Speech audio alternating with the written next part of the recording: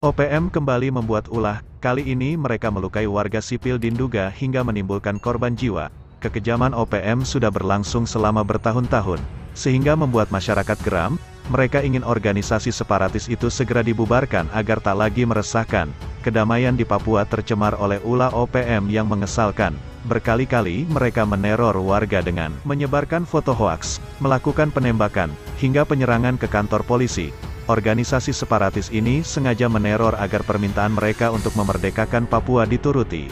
Tanggal 21 Januari tahun 2021 terjadi lagi kekejaman di Nduga, tepatnya di wilayah Kenyam. Dua orang warga diserang oleh anggota OPM, yakni Stefanus Mela dan Beni Kurniawan. Sayangnya Stefanus tak dapat diselamatkan dan akhirnya meninggal dunia. Peristiwa ini terjadi sekitar pukul 22 waktu Indonesia Tengah, di depan SMAN 1 Kenyam. Kekejaman OPM ini membuat masyarakat makin antipati. Mereka sama sekali tidak menyetujui usulan Papua Merdeka, dan heran mengapa OPM begitu getol memperjuangkannya. Mengapa harus memenuhi ambisi hingga membuat saudara sesuku kehilangan nyawa.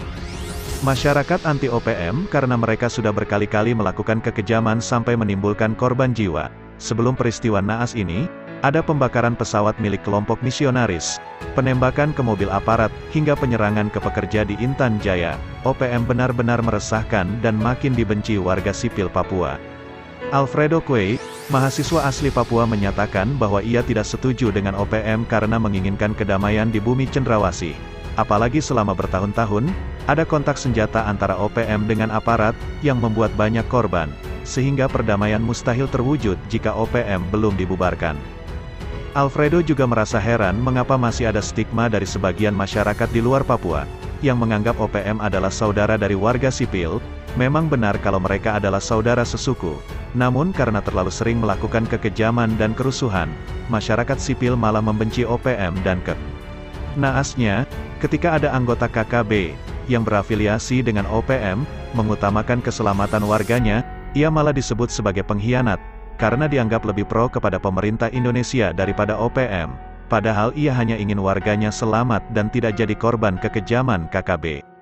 OPM juga tega mengajak anak ABG ingusan untuk direkrut jadi anggota KKB, padahal dengan menjadi kader baru, masa depan mereka akan rusak. Alih-alih belajar di SMP atau SMA, mereka malah dibujuk untuk gerilya dari hutan ke hutan, serta latihan angkat senjata, hanya demi status dan dibilang keren.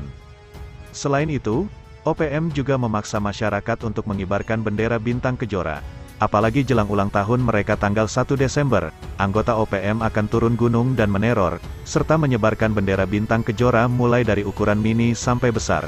Dengan fakta-fakta seperti ini, maka pemberantasan OPM menjadi prioritas. Segenap anggota TNI selalu melakukan penyisiran sampai ke wilayah pelosok, agar ada anggota OPM dan KKSB yang tertangkap dan tidak ada lagi yang membuat kerusuhan. Perbuatan OPM sudah tidak bisa ditolerir lagi karena mereka melakukan kekejian sampai membunuh warga sipil. Ketika ada anggota OPM yang menyerahkan diri, maka ia dipastikan aman dan tidak akan disiksa.